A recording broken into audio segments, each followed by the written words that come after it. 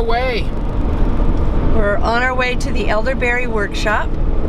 And I just was talking to Jim, we were talking about the meals and how we're doing our meals today. And I said, well... They're giving us a snack. We have no idea the nature of this snack, so we'll see how that goes. But we made grass-fed burgers, and I have those in our ice chest. And I have apples and carrots and pears and nuts and craisins, bluesions. The dried blueberries that we had made, and peanut butter and banana to make a peanut butter and banana sandwich on our multi-grain bread.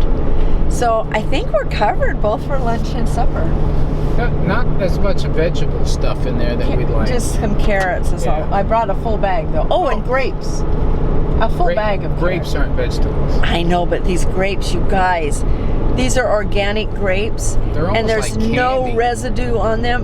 We have to watch it because they are like candy. They are amazing. So the key to eating when you go somewhere is bring it along. So we have a small ice chest. It has ice in it and all the food. And we just, whenever we travel with that. Word about this workshop, it's actually in two pieces. One piece where we are, which is first and second? Today we're learning, brand new growers. Okay, so we're just getting started. We have no clue. They're going to bring us up to speed on what's involved, what are some of the standards we need to meet, the procedures to be able to grow them and handle them in a way that's acceptable so that they can be processed right. So we're learning that today.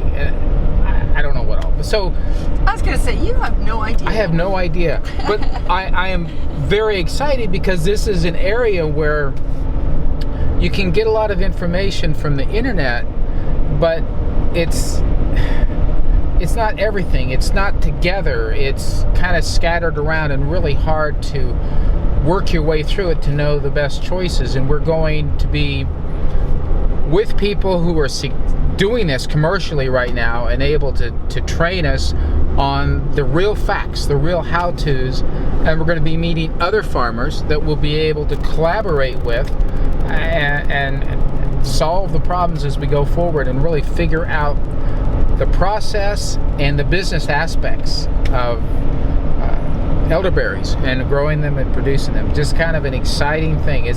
Can it really work for us, yes or no? We're going to know that by Saturday night. This has been the most amazing 2 days, and we have another day to go, and we're on our way to an elderberry farm that belongs to Terry Durham, who is the main person who put this together. In 2 sentences, what do you think, Jim? Amazing. Lots of information.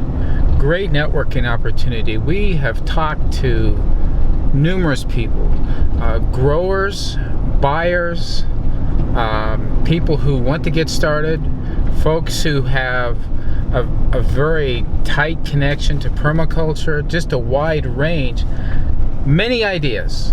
And we're finally having our thoughts and our intentions, our plans start coming together, and it's time for us to get this written down, described, defined, and ready to put into a implementable plan.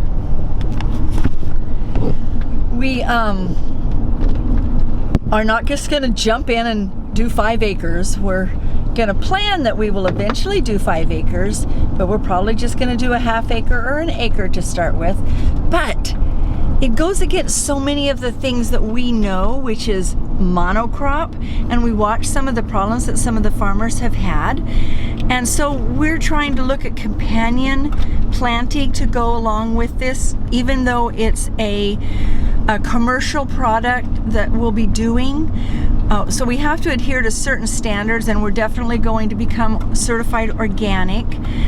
And we know that we have to jump through a bunch of hoops for that, but you get more for your product. And but we remain convinced that permaculture principles can very much come into play here to a great extent, to where we won't be totally monocrop. We'll be able to have some variety, some some plants that can help repel some of the insect problems and avoid having a lot of all of the same kind of plant in an area, to where we can mix it up and inhibit the pest problems. Yeah. So we are here. We have been caravanning with I don't know how many cars down the highway around Columbia. Down a few different highways. Yeah.